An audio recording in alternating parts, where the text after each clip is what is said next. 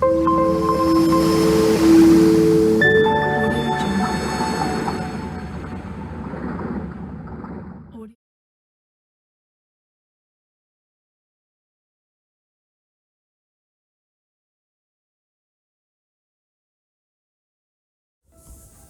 सत श्री अकाल, वणक्कम। मेरा नाम अरुण व्यास है और मेरे YouTube चैनल फागुन फिल्म में आपका स्वागत है। जैसा कि नाम ही है फिल्म, फागुन फिल्म, तो फिल्म एंटरटेनमेंट होगा इस चैनल में, जिसमें आने वाले समय में short film, documentaries, feature film सब कुछ होगा। तो क्योंकि आज ये पहला वीडियो है तो हम कुछ ऐसा श्री गणेश करते हैं, तो ये हम स्टोरी टेलिंग से शुरू कर रहे हैं, जिसमें जैसा कि कहानी का टाइटल ही है कि कृष्ण वर्सेस चोर। वैसे दोनों ही चोर ही हैं, कृष्ण है चित्चोर और चोर है जो चोर। तो ये कहानी एक चोर की है, चोर जो चोरी करता है। ऑब्वियसली कृष्ण भी एक तरह का चोर ही है, चित चोर है, वो चित को चोरने वाले हैं, तो वो भी एक चोर है, लेकिन वो चोर सबके मन को भाते हैं। तो ये कहानी एक चोर की है। चोर एक ऐसा चोर था जो ऐसा नहीं था हर घर में घुस जाता था, चोरी करता था। वो क्या करता, किसी भी जगह पे जाता, पहले रेकी करता, पता करता, वहाँ से किसी ऐसे शख्स से जो खुद ही थोड़ा घिरा हुआ था, उससे टिप लेता कि कौन से घर में ज़्यादा माल है। उसके बाद वो वहाँ जाता, चोरी करता, जो भी माल वो उसके हाथ में आता, उस माल में से कुछ हिस्सा टिप देने वाले को देता। ऐसे उसका काम चलता था। हर शहर, गली, मोहल्ले, दूसरे नगर से नगर, उसका काम ही था। वो ऐसे चोरी करता। चोरी करने का दो रीज़न होते हैं, या तो वो गरीब होता है और या वो घिरा हुआ होता है। गरीब आदमी मजबूरी में, क्योंकि उसके पास कुछ भी नहीं है, क्योंकि उसके पास ज़्यादा काम होता नहीं है और कहीं से उसे समाज में ज़्यादा इज्जत नहीं मिलती, तो वो बेचारा चोरी करता है। एक होता है आदतन चोर। ऐसे लोग सबसे गंदे होते हैं। ऐसे आपके समाज में बहुत सारे ऐसे लोग मिल जाएंगे जो बड़े समृद्ध हैं, बहुत गाड़ी बंगला घोड़ी सब लेके जाते हैं, लेकिन चोरी करते हैं। डॉक्टर है, उसे पेशेंट्स के पैसों की चोरी है। नेता वो चोरी करता है, ये पैसे व्यापारी और चोरी करते हैं। ऐसे वो अलग चोर हैं। लेकिन कुछ चोर होते हैं जो मजबूरी में चोरी करते हैं, तो वो कुछ नियम कायदों के साथ भी चलते हैं। ये कहानी जो है वो ऐसे चोर की है जो कुछ नियम कायदों पे चलता था। तो बात आती है चोर पे। चोर हर जैसा पहले बताया मैंने, मोहल्ले, गली, नगर नगर जाता, रेकी करता, पता करता कि कहाँ माल ज़्यादा है, और फिर उस एरिया के उससे रिलेटेड पर्सन से वो टिप लेता कि कहाँ माल ज़्यादा होगा। उस टिप से जाके वो चोरी करता। उससे जो माल हाथ में आता, उस माल से कुछ हिस्सा वो उस टिप देने वाले को भी देता, बड़ा ऑनेस्टली। तो उसे इस तरह के लोग हर जगह मिल ही जाते हैं। ऐसे उसका काम चलता था, क्योंकि वो गरीब था बेचारा, उसे अपने घर परिवार सबका पेट भरना होता था, तो उसका यही काम था। वो एक नगर नगर घूमता। एक बार ऐसा हुआ कि उस चोर का ज़्यादा धंधा नहीं चला, कोई टिप देने वाला मिला नहीं, तो उसकी चोरी हुई नहीं, काम हुआ नहीं। मोहल्ले घर में जहाँ वो रहता था वहाँ गरीबी थी, तो पैसों की नीड थी, तो बेचारा घूमता घूमता घूमता बहुत टाइम हो गया, कहीं उसे कुछ मिला नहीं। तो वो एक जगह पहुंचा जहाँ पे एक पंडाल लगा हुआ था और कथा चल रही थी। भूखा भी था, खाना भी नहीं मिला था ऑब्वियसली। तो उसने पूछा वहाँ पे क्या है, तो बोला कथा चल रही है भगवान की, जाओ, प्रसादी भी है। तो गरीब आदमी में क्या होता है, गरीब आदमी का कोई धर्म नहीं होता है। भूख पेट उसका धर्म होता है। जब भी तो गरीब आदमी को कुछ भी लालच दे के धर्म चेंज कर लो। अब उसे अल्लाह बोलाओ, राम बोलाओ, कृष्ण बोलाओ, कुछ भी बोलाओ, जीसस बोलाओ, कुछ भी बोलाओ, पैसे दो बोलेगा, क्योंकि उस बेचारे की भूखी उसका धर्म है। पेट भरो वो करने लगता है। तो वो जो चोर था वो उससे धर्म वरम से कुछ लेना नहीं था। वो अपनी ज़िंदगी में आपाधापी में इतना बिजी रहता, ना कभी मंदिर भी आपको पता ही है, उस ज़माने में मंदिरों में जाना हर आदमी के लिए तो ऐसा ही है, क्या करें। तो चोर उस पंडाल में गया, क्योंकि भूखा था तो प्रसादी भी थी, खाना भी खाया। लेकिन यहाँ चोर की आप एक क्वालिटी देखिएगा, उसने पूरी कथा भी सुनी, खाना भी खाया, लेकिन उसने जो बात ध्यान दी वो आप देखिएगा। कथा पूरी हो गई, आचार्य पंडित जो ब्राह्मण थे वो अपने शयनयान में चले गए वहाँ सोने के लिए। रात हो गई, कल सुबह वापस कथा वाचन करना है। रात को चोर ब्राह्मण के कमरे में खिड़की से उतरा, क्योंकि वहाँ आने की एंट्री उसकी वहीं से थी। मेन द्वार से तो आना उसके अच्छा भी नहीं लगता होगा शायद, क्योंकि चोर था। तो अंदर आया। अंदर आते ही आचार्य साहब सो रहे थे। वो एकदम से डर के उठे, अरे कौन है, क्या है, कौन हो, अरे चोर चोर। उसने कहा गुरुदेव, आचार्य रुकिए, मैं आपके यहाँ कुछ चोरी करने नहीं आया हूँ, मुझे आपसे कुछ सवाल पूछना है। बोले ये तरीका पूछने का? क्योंकि मेरा तरीका यही है कि मुझे उस तरीके से तो आता नहीं, और न उस तरीके से मुझे कोई अंदर आने देता है, मुझे यही तरीका आता है। मैं सिर्फ एक सवाल पूछूंगा, आप फिर मैं चला जाऊँगा। अच्छा, मैंने सोचा आया है, गरीब है, अच्छा इंसान था। अब बोलो क्या है? तो कहा गुरुदेव एक बात बताइए, मैंने आपकी कथा सुनी, इस पूरी कथा में एक ऐसा शख्स है जो पूरी कथा आपकी उसके आगे घूम रही थी। कौन? आपने नाम लिया था एक कृष्ण का। कृष्ण का? आचार्य समझ गया कि ये कोई बावला ही है, कृष्ण को जानता नहीं है, कृष्ण के बारे में जानता नहीं है। क्योंकि हाँ, कृष्ण का है तो उसी पे कहानी कथा उसी की है, तो कृष्ण के घूमे। तो मुझे एक बात बताइए। आचार्य ने कहा बोलो क्या? कि जो कृष्ण है ये वाकई इतना पैसे वाला है? वो मतलब जैसे आपने उनका वर्णन किया था, उसके ऊपर मुकुट है सोने का, गले में सोने के कुएं, कानों में कुंडल, हाथ में काड़े, वो ये फलाना ढीगला, सोना ही सोना है उसके चारों तरफ। क्या वो सच में इतना पैसे वाला है? आचार्य समझ गया कि ये पूरी बावली बूच है, इसका तो कुछ आता ही नहीं है, इसको कुछ पता ही नहीं है। उसने कहा हाँ बिल्कुल। और आचार्य सही भी कह रहे थे कि वाकई बहुत पैसे वाला है, बहुत धनवान है। कई मतलब उसके पास इतना पैसा है, अकूत है, राधे राधे, खूब पैसा उसके पास। तो अच्छा, तो मुझे आचार्य एक बात बताइए, तो बोलो, वो मिलेगा कहाँ?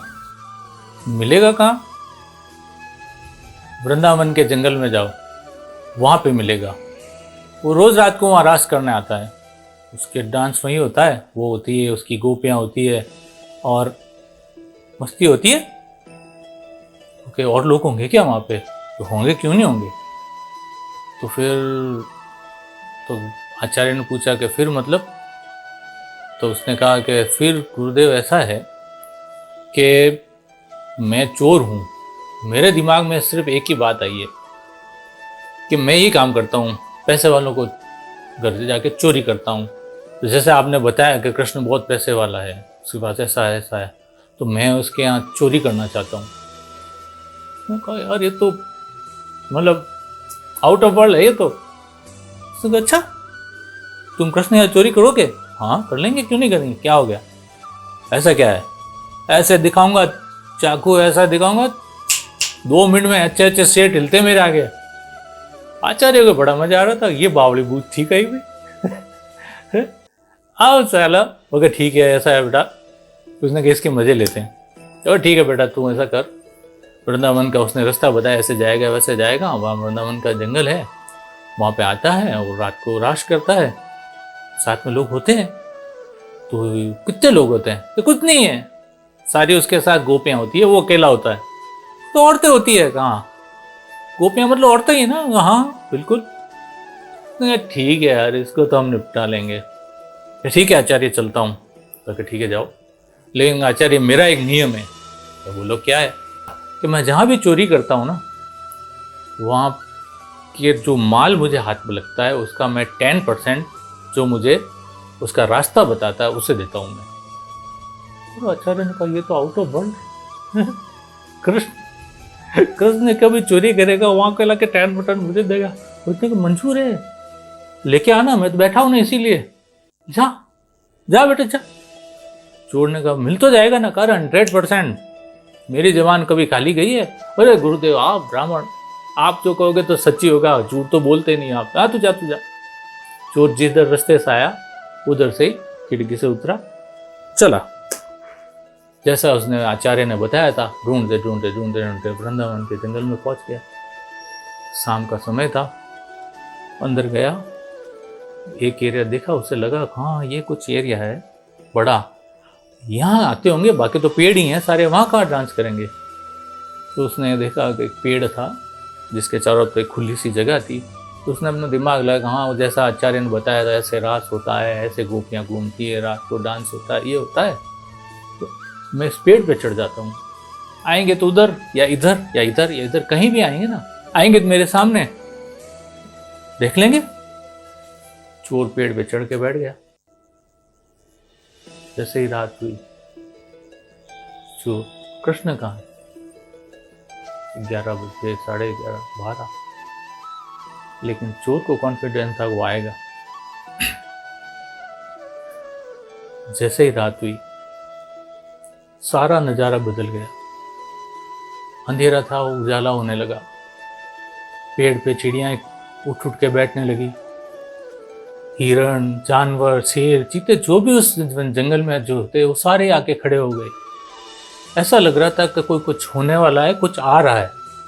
चोर ने देखा, यार ये क्या हो रहा है? ऐसा मधुर संगीत, वातावरण में इतनी खुशबू, चिड़ियाँ तो उसके, कोई चिड़ी इधर, कोई चिड़िया इधर, ऊपर, मतलब वो कुछ समझ ही नहीं पा रहा है। ऐसा वातावरण और अद्भुत दिव्य विभूति हो रही थी। ऐसा लग रहा था वो कोई दूसरे ग्रह पे ही है। पृथ्वी पे तो उसने ऐसा कभी माहौल देखा ही नहीं। तभी सामने से कुछ औरतों के हंसने और चलने की आवाज आई। बहुत सारी लड़कियां इधर से चल के आई और इधर से योगेश्वर श्री कृष्ण, उसके साथ में राधा, तो चलते चलते प्यार से धीरे धीरे धीरे वो जैसे जैसे चल रहे थे ऐसे ऐसे चारों तरफ फूल की और खुशबू देने लगे। चोर का दिमाग तो आउट हो गया। उसने कभी कल्पना ही नहीं की था कि ऐसा भी कुछ हो सकता है, क्योंकि वो बेचारे एक आम आदमी, उसको क्या पता क्या है। और वो सामने तीनों लोग के राजा, पूरी सृष्टि के रचयिता योगेश्वर श्री कृष्ण जब उसके सामने आए तो वो चोर पेड़ पे बैठा था। वो एकदम से सुन्न सा हो गया, उसके वश में कुछ भी नहीं था। एकदम से हिप्नोटाइज होके वो वैसे दृढ़ होके बैठ गया और देखता ही रहा, ये क्या है और ये कौन है जिसके आने से ये सब कुछ हो रहा है। कुछ क्षण के लिए तो चोर के मन में से सारी भावनाएं क्षीण हो गई। ऐसा लगने लगा उसे कि मेरी तो से मुक्ति हो गई है, मैं यहाँ का हूं ही नहीं। वैसे कृष्ण आया पास में, उसमें साथ राधा भी थी। गोपियां ने इससे चारों तरफ एक सर्कल बनाया और डांस, जैसे उन्होंने रास अपना शुरू किया। शुरू कैसे किया? श्री कृष्ण ने अपनी बंसुरी पे जैसे धुन निकाली, वैसे ही पूरा जंगल जैसे नाचने लगा।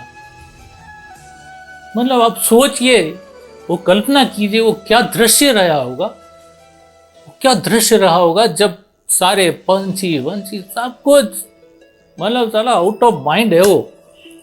आप उस कल्पना कीजिए उस दृश्य की, वो दृश्य रहा कैसा होगा।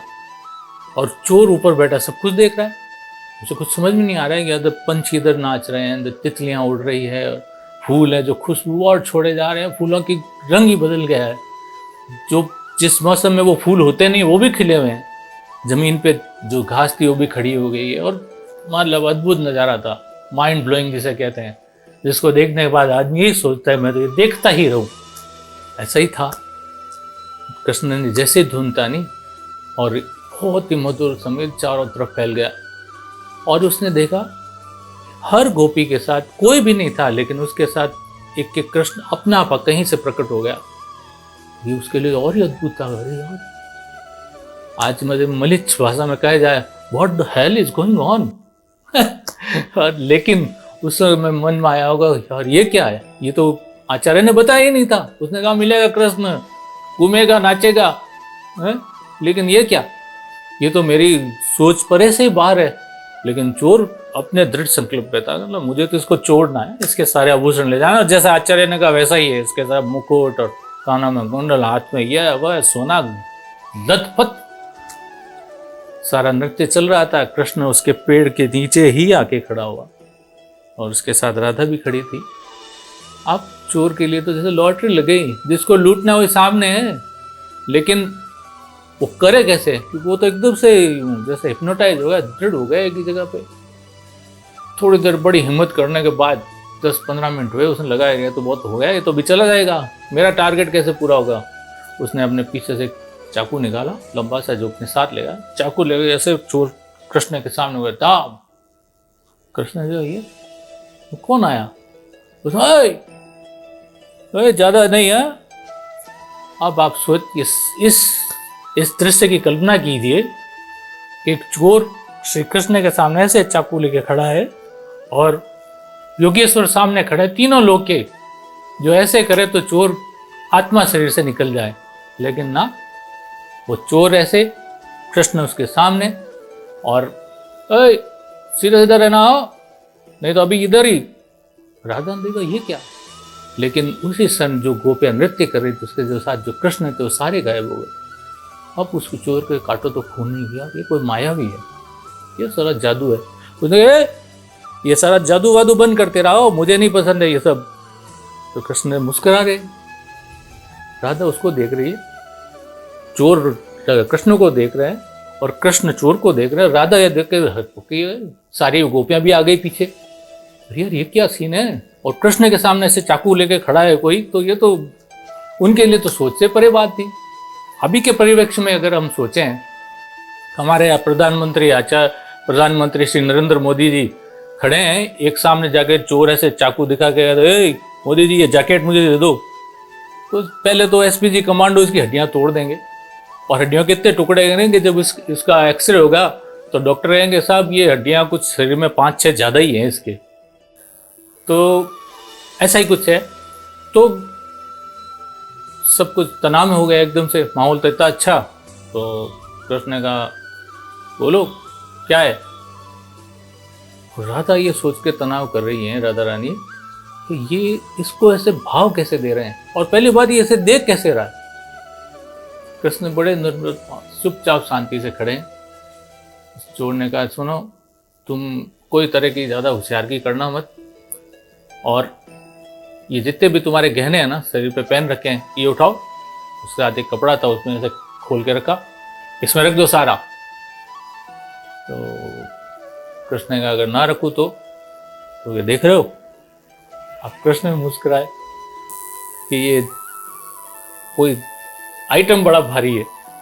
तो कृष्ण ने ऐसे अपने हाथ कुंडल सारे उतारे, मुकुट उकुट सारे उतारे, ये उतार सारे उतरवा लिए, सब उसमें रख दिया। चोर ने सारी गठरी इकट्ठी की, पीछे लगाया और ऐसे ही उल्टा उल्टे जाने लगा। जाके रवाना हुआ, पीछे मुड़ के देखा उसने, कृष्ण ऐसे ही खड़े थे, हाथ में बंसुरी लिए हुए। राधा उसके पास खड़ी थी, सब गोपियां उसे देख रही थी। कृष्ण के तन पे कोई भी गहना नहीं था, सब कुछ उसने ले लिया था। उसने अपनी गठरी नीचे की, अंदर से एक हाथ का कड़ा निकाला और उसे वापस दिया। क्या मेरा असूल है, मैं सब कुछ नहीं छोड़ता। तुम ऐसे तो अच्छे नहीं लग रहे हो, ये पकड़ो। हाथ का एक कड़ा उसे दिया, ये तुम वापस पहन लो, बाकी सब मेरा। रखा, निकल लिया। अब वो भी तनाव में, ये क्या हुआ, इस काल में आया कौन, लूट के भी ले गया और कृष्ण ने कुछ किया ही नहीं। यही कृष्ण की लीला है। अब चोर वहां से चलते वापस उसी ब्राह्मण के पास, आचार्य के पास, जो कथा सुना रहा था। सीधे वहीं खिड़की से रात को अंदर, आचार्य साहब बैठे थे आराम से। जैसे चोर कूदा वो फिर चमके, अरे कौन है? ओ हुजूर मैं, अरे गुरुदेव मैं, कौन मैं? अरे सर वो उस दिन आया था मैं चोर। तो हाँ क्या हुआ? मैं जाके आ गया। कहाँ? वहाँ ही आपने बताया तो। कृष्ण मिले ना साहब? बिल्कुल मिले। तो ये देखो छोड़ लिया मैंने उसके सर के वो मुकुट और ये। उसने, ब्राह्मण ने देखा, आचार्य नहीं, गॉड। फिर वापस मलिच भाषा में गए, what the hell is going on? ये क्या हो रहा है? ये कहाँ से लेके आया तू? तो वही था जैसा आपने बताया था, बिल्कुल परफेक्ट। आपने एकदम सही बताया था, बिल्कुल वैसा ही था। वो उसके गहने थे उसके, वो लड़कियां थी, पर था सारा जादूगर। मैं सच कह रहा हूँ, बड़ा जादूगर था वो। कैसे? वो जैसे उसका डांस शुरू हुआ, रात शुरू हुआ, उसके साथ में और भी वो खुद ही बन गया। कोई आदमी नहीं था वहां पे। अचानक हर गोपी के साथ वो खुद ही आ गया। कहाँ से कहाँ तक आ गया भगवान जाने, भाई ऐसा कैसे होता है? आचार्य ने कहा यार, या तो ये बावला है, कहीं जाके मंदिर से चुरा के लाया है, मुझे फेंक रहा है। क्यों अब इस काल में, ये तो कितने सालों पहले कृष्ण हुआ है, अब इस काल में कहाँ कृष्ण है? बड़े बड़े घोर तपस्याओं को नहीं मिलता है, इस चोर को कहाँ से मिल गया? उसने सारा सोना उठाया, गहना उठाया, उसमें से एक बड़ी दिव्य खुशबू आ रही थी। आश्चर्य से रहा नहीं गया। पहले तो वो सारे गहने असली, सोना असली, वो कि ऐसे मंदिर में कोई हो सोना कहीं होता भी नहीं है, कहाँ से लाया? सच सच बता। गुरुदेव सही बता रहा हूँ, जहाँ बताया कि तू मेरे को सही बता, नहीं तो मैं भी पुलिस को बुलाता हूँ, तेरे को पकड़ा दूंगा मैं। वो डरा तो मैं झूठ नहीं बोल रहा हूँ, मैंने कभी जिंदगी में झूठ नहीं बोला। ये बिल्कुल वही है, आपने बिल्कुल सही कहा था, वहाँ पे है कृष्ण। कहा कि तू मुझे दिखा सकता है? हाँ क्यों नहीं दिखा सकता, वहाँ से हो, आपने तो मुझे बताया। और एक काम कर, तू चल मेरे साथ, अगर तूने वहाँ बात झूठी निकली तेरी तो तू गया जेल, क्योंकि मुझे तेरे बात पे विश्वास नहीं हो रहा है कि वहाँ कृष्ण मिला तुझे और तू ये सब लेके आया है। वो कि चलो ना, हमने कभी झूठ बोला ही नहीं, जो कहा सच कहा है, तो ठीक है चलो। आचार्य साहब चोर की तरह खिड़की से कूद के उसके साथ निकल लिए। 2 दिन 1 दिन का पूरी पड़ाव यात्रा करके वहां पहुंचे। वही जंगल कहाँ था? यह था आचार्य साहब, यहीं तो और था। उधर से आया, इधर से आया, यहाँ हुआ, मैं पेड़ पे बैठा था, यह हुआ, ये कूदा, ये हुआ, ये फलाना ढिकला, सब उसने पूरी स्टोरी टेल कर दी उसको। तो ब्राह्मण ने कहा चलो चलते हैं। तो ब्राह्मण ऊपर, चोर भी ऊपर पेड़ पे बैठ गए। फिर रात का समय हुआ, वही वहां, फिर वही फूल खिलने लगे, वही पक्षियों का कलर सूखने लगा, चिड़ियाएं, तितली, तोता, मैना, चारों तरफ वही था। लेकिन था फर्क एक, तो जो हो रहा था वो सिर्फ चोर को दिख रहा था, ब्राह्मण को कुछ भी नहीं दिख रहा था। चोर मग्न हो रहा था, ब्राह्मण उसे देख रहा है, क्या कर रहा है ये, वो हंस रहा है, ऐसे देख रहा है चारों तरफ, वो सब। धीरे धीरे उसके लिए कृष्ण आ गए सामने, राधा भी आ गई, फिर डांस शुरू हो गया, फिर रास, वही कृष्ण, वही सारी लीला वापस, बिल्कुल पिक्चर पहले वाली वापस चालू हो गई। उसने कहा देख ले, मैं झूठ बोल रहा हूँ क्या? ये देख आ गया। ब्राह्मण ने कहा कहाँ आ गया, कौन आ गया? चला अंधेरा अंधेरा है चारों तरफ, कौन आ गया? वो ये तो खड़ा है नीचे। और कौन खड़ा है? झूठ बोल रहा है तू। चोर ने कहा मैं झूठ नहीं बोलता, ये खड़ा है ना सामने नीचे। चोर को दिखे, ब्राह्मण को ना दिखे। क्या चोर कूदा नीचे, जब उसने फिर चाकू निकाला। कृष्ण ने कहा यार तू फिर आ गया। ओके, मैं आज कुछ लूटने नहीं आया हूं, पर मेरी इज्जत का सवाल है। तुम ये तुम्हारी सारे जो जादूगरी है ना बंद करो। तो हुआ क्या कि ये ऊपर जो ब्राह्मण बैठा है ना, वो बोल रहा है कि तू है ही नहीं। उसने कृष्ण ने कहा सही है ना, मैं हूं ही नहीं। वो कैसे नहीं है, मुझे दिख रहे हो ना, वो ऊपर, अब वो नीचे है ना, ऐसे हाथ करता हुआ चोर को दिख रहा है ना, ऐसा है ना। उसे लग रहा है किसी से बात कर रहा है, लेकिन सामने तो कोई है ही नहीं, अंधेरे में। ब्राह्मण कूदा ऊपर से टपक और जाके चोर को एक खींच के लात मारी। हट साले झूठे, कहाँ है कृष्ण, मुझे ऐसे पागल बना रहा है। चोर ने कहा यार वे कृष्ण, मेरी इज्जत दांव पे लगी है, अब ये क्या माया है मुझे नहीं समझ में आ रहा है। मेरे सामने खड़ा है और ये देखो मुझे लात मार रहा है, कुछ करो। ब्राह्मण को एकदम कंफर्म हो गया कि ढोंगी है, ढोंग कर रहा है और उसके अलावा कुछ भी नहीं है। उसने कहा चल साले, तेरे को तो मैं ले जाके पुलिस में दूंगा, पूरी जिंदगी सड़ेगा जेल में तू। चोर ने कहा हे कृष्ण, ये क्या माया है, इसे मुझे से बाहर निकालो, ये तो ब्राह्मण मुझे पुलिस में दे देगा, मेरी क्या हालत होगी आप सोचो। ब्राह्मण एकदम से तनाव में, यार किससे बात कर रहा है, सारा माहौल गर्म है, चोर तनाव में, ब्राह्मण तनाव में, लेकिन शांत कौन है? योगेश्वर श्री कृष्ण। उस कुछ नहीं बोल रहे हैं, चोर को दिख रहे हैं, उसे नहीं दिख रहे। अब चोर ने कृष्ण से फिर विनती की, अरे कुछ करो ना भाई, ये मरवा देगा आदमी, ये ब्राह्मण है, इसकी पहुंच बहुत ज्यादा है और ये पुलिस सब जानते हैं और बड़ा कथावाचक है, इसकी बहुत पहुंच है सब जगह, कुछ करो। और इसी के कारण तो मैं आया हूं, मैं चोरी में मैं अकेला नहीं भागीदार हूँ, ये भी है, इसने ही मुझे तुम्हारा रास्ता बताया है, बाकी मैं कहाँ से जानता था तुम कौन हो क्या हो। तो यार कुछ करो, मुझे बचाओ इससे, ये तो मुझे दे ही देगा पुलिस में। इतना सुनने के बाद चोर कृष्ण सॉरी ब्राह्मण को लगा यार ये किससे बात कर रहा है, इतनी देर हो गई है, ये इतने अंधेरे में कोई एक्ट तो नहीं कर सकता, एक्टिंग तो इतनी कर नहीं सकता, यहाँ तो दाल में कुछ काला है, इसे कोई भूत पिशाच दिख रहा है, ये कोई तांत्रिक है मुझे फंसाने लिखा है। तो ब्राह्मण ने कहा देख ऐसा है कि तेरे को दिख रहा है, तेरे को जो भी है ना मैं तुझे माफ़ करता हूँ, तू चल यहाँ से, सब कुछ हुआ ख़त्म कर, चलते हैं। क्यों वो अंदर से डर रहा था कि यार ये इतना देर तो कैसे चल सकता है सीन। लेकिन चोर था जो अडिग था, उसने कहा ना, ये इल्ज़ाम मैं ज़िंदगी भर मेरे सर पे नहीं रख सकता कि तुमने कहा कि मैं चोर हूँ, झूठा हूँ। चोर तो हूँ मैं लेकिन झूठा हूँ, ये मैं इल्ज़ाम मेरे सर पे नहीं रख सकता। तो श्री कृष्ण से उसने विनती की कि कुछ करो गुरुदेव, ये ब्राह्मण मुझे मरवा देगा। इतना ही कहना था, कृष्ण ने अपनी माया को और बढ़ाया। वो जो प्रकाश सिर्फ चोर को दिखाई दे रहा था अब उस ब्राह्मण को दिखने लगा, वो चारों तरफ से दिव्य प्रकाश फैलने लगा उसके लिए। पक्षी जो कलर कर रहे थे वो भी कर रहे थे, वो खुशबू जो सिर्फ चोर को महसूस हो रही थी अब उस ब्राह्मण को भी आने लगी। और वो धीरे धीरे धीरे धीरे धीरे धीरे धीरे उसके सामने सब प्रकट होने लगा। उस ब्राह्मण का हाथ ऐसे था तो ऐसे ही रह गया। उसने कभी कल्पना नहीं की कि उसने कभी सोचा नहीं होगा कि योगेश्वर के दर्शन उसे होंगे। आप सोचिए, एक आदमी जो सारी जिंदगी कथा वाचता है, कृष्ण की गुणगान करता है, अगर उसे कृष्ण दिख जाए तो उसकी तो मुक्ति होगी। मुक्ति तो उसकी ऐसे ही होनी है क्योंकि उसने कृष्ण का नाम लिया है। लेकिन अब उस योगेश्वर उसके सामने खड़े हैं, उसके लिए तो मलिच भाषा का आउट द वर्ल्ड बात है। वो हेवनली एक्सपीरियंस है उसके लिए।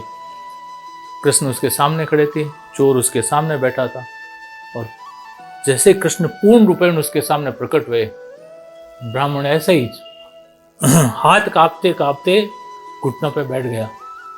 उसे मानो जैसे पूरा जीवन का निचोड़ मिल गया उसको। तो अब चोर को बात समझ में नहीं आई, ये इसको क्या हो गया, क्योंकि चोर के लिए तो नॉर्मल था, उसको तो चोरी करनी थी, उसके लिए तो कृष्ण का कोई मायने ही नहीं थे। कृष्ण क्या है उसके लिए, तो चोर है, नहीं सॉरी उसके लिए तो वो सेठ है जिसके उससे पैसे लेने हैं, उससे माल लूटना है।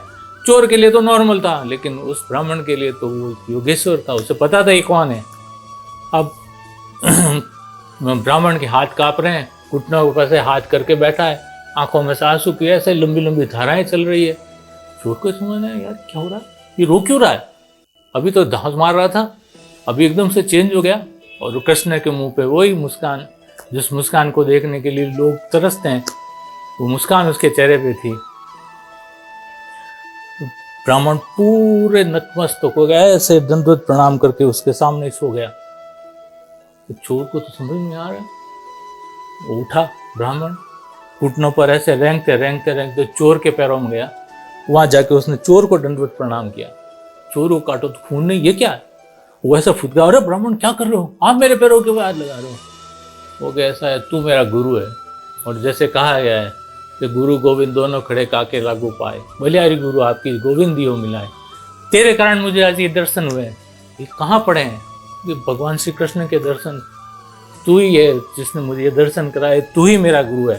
तो ऐसे पैरों का हाथ लगाया, और कृष्ण के सामने उसके उठने की तो हिम्मत ही नहीं ब्राह्मण की, वो घुटनों के बल ही चल रहा है, ऐसे ही रेंगते रेंगते श्री कृष्ण के सामने ऐसे हाथ करके जाके बोला, तो मुझे सोचा ही नहीं था मैंने सपने में कि मुझे आपके दर्शन होंगे। कृष्ण सिर्फ मुस्कुराते हैं कि उसकी मुस्कान में सब कुछ है। जब महाभारत के पहले अर्जुन उनके पैरों में और दुर्योधन उसके कंधे के पास बैठा था, तब भी मुस्कुरा के उसने सब कुछ डिसाइड कर दिया था कि क्या होने वाला है। उस मुस्कुरा के कहा था मैं तेरा, और मुस्कुरा के कहा था ये सेना तेरी। कृष्ण की तो मुस्कान में सब कुछ है। हाथ जोड़े, कृष्ण ने के लिए चोर के लिए अभी भी सब कुछ पजल था, ये है क्या। जब कृष्ण को समझ में था क्या हो रहा है, तो 2 कदम उसने आगे रखा और ब्राह्मण उस चोर के सर पे ऐसे लगा हाथ रखा। तो जैसे उस चोर के सर पे श्री कृष्ण ने हाथ रखा, उस अपने सारे जन्म, अगले पिछले सारे जन्म उसे दिखाई दे गए। मैं पहले क्या था, मैं कहाँ था, वो कहाँ था, ऐसा था, वो था, मैंने ऐसे तप किया, मैं ऐसा ऋषि था, ऐसा था, मैं वो था, वो सारे उसने फ्लैशबैक में सारी कहानी टक सामने अभी जीवन में आ गया। अब वहाँ बहाल भी वही था, उसके भी आंखों में से लंबे लंबे आंसू की धाराएं चल रही है, क्योंकि अब उसे समझ में आया कि ये कौन है। ये योगेश्वर है जिसने पूरी सृष्टि की रचना की है। मैं किसके सामने खड़ा हूँ, उसे पूरा ज्ञान हो चुका था। और रोते रोते चोर उसके कृष्ण के पैरों में पड़ा कि मुझे तो कुछ पता ही नहीं था, मुझे कुछ ज्ञान ही नहीं था, लेकिन आज आपके कारण मुझे ये सब कुछ पता चला है। तो आप वाकई आप भगवान ही हो। अब भगवान ही हो क्या, भगवान ही है। कृष्ण ने उसे उठाया, चोर को, ब्राह्मण को भी उठाया कि तुम रो मत, सब कुछ नॉर्मल रहो, मैं ऐसा कुछ भी नहीं है, अब तुम जाओ। तो जो कहना थे चोर के पास, उसने कृष्ण को वापस दिए, तो ये आप रखो। कृष्ण ने कहा तुम रखो, तुम्हारे काम आएंगे, और तुम जाओ। राधा जो अब धीरे धीरे वो चलने लगे, और ऐसे ऐसे वो उनके लिए डिसअपीयर होने लगे। राधा ने उससे पूछा, योगेश्वर, ये माया मुझे कुछ समझ में नहीं आई। ये ब्राह्मण आया, चोर आया, आपने उसे चोरी माल होने दिया, ये था क्या, ऐसा कैसे करने दिया आपने? आपके लिए तो बहुत मामूली बात थी, पहले बात तो उसको दिखना ही बहुत बड़ी बात है, आप दिखे भी उसको, उसके बाद ने उसको कुछ किया नहीं। श्री कृष्ण ने कहा कि सिर्फ अध्यात्म में माला ध्यान से मैं दिखता हूँ, बहुत प्रार्थना करनी पड़ती है, लेकिन एक रास्ता है जहाँ मैं बहुत आराम से मिल जाता हूँ, और वो है कि जिसका दिल साफ है, जिसके दिल में कोई पाप नहीं है, जो निर्लिप्त है, ऐसे व्यक्ति के लिए तुम हरदम तैयार हो। और जो चोर आया था वो ऐसा ही था, उसे ब्राह्मण ने कहा था कि मैं वहाँ मिलूंगा, उसने पूर्ण विश्वास के साथ वो आया था। जब वो मुझ पर विश्वास करके आया है तो मुझे तो मिलना ही था। इसलिए भगवान श्री कृष्ण के लिए लोग कहते हैं ना कि विश्वास के साथ जाओगे तो सारे काम होंगे, और अब आज नए मॉडर्न टाइम में यो करते जाओगे तो कुछ नहीं है। इसलिए भगवान श्री कृष्ण की शरण में रहिए, हमेशा उस पर विश्वास कीजिए। मजाल पड़ी आप हार जाओ। और लोग जो नए जनरेशन के बच्चे हैं उनके लिए मैं ये कहना चाहूँगा कि जब भी जाओ कृष्ण के मंदिर, उसके चेहरे को मत देखो, उसके श्री चरणों को देखो। आपको कुछ चाहिए, कुछ आपको लेना है, कुछ पाना है, तो सिर्फ उसके श्री चरणों पर ध्यान दो, उसके चेहरे की तरफ मत ध्यान दो। क्योंकि अर्जुन ने भी उसके श्री चरणों में बैठा था तो उसे कृष्ण मिले थे, और जो उसके कंधे पर मिला तो उससे सिर्फ कुछ नहीं मिला। इसलिए आप कुछ पाना है तो भगवान के श्री चरणों में, सिर्फ मंदिर जाओ, किसी भी कृष्ण के मंदिर में जाओ, उसके श्री चरणों में ध्यान दो, उसके चेहरे की तरफ ध्यान दो। और चेहरे की तरफ कौन ध्यान देगा? जो थोड़ा उदास है, कोई समस्या नहीं लेकिन उदास मन है, थोड़ा उससे लग रहा है कि मैं जिंदगी से थक गया हूँ, उदासी इतनी ज़्यादा है कि वो कुछ समझ में नहीं आ रहा है, तो उसके श्री कृष्ण के चेहरे पे जाके आंख से आंख मिला के देखिए। 5 मिनट 2 मिनट देखोगे ना प्यार से, तो सारी उदासी नील हो जाएगी, सब कुछ खत्म हो जाएगा। यही कृष्ण की माया है और यही कृष्ण की लीला है। राधे राधे, जय श्री कृष्ण। नमस्कार, जय श्री कृष्ण। आपको कैसा लगा हमारा पहला वीडियो? आने वाले समय में भी हमारा यही प्रयास रहेगा कि हम आपको स्वच्छ और सुंदर मनोरंजन देते रहें। हमारे चैनल को लाइक करें, सब्सक्राइब करें, और ज़्यादा से ज़्यादा हमारे वीडियो को शेयर करें। आपसे यही विनती है। जय श्री कृष्ण, जय श्री राधे।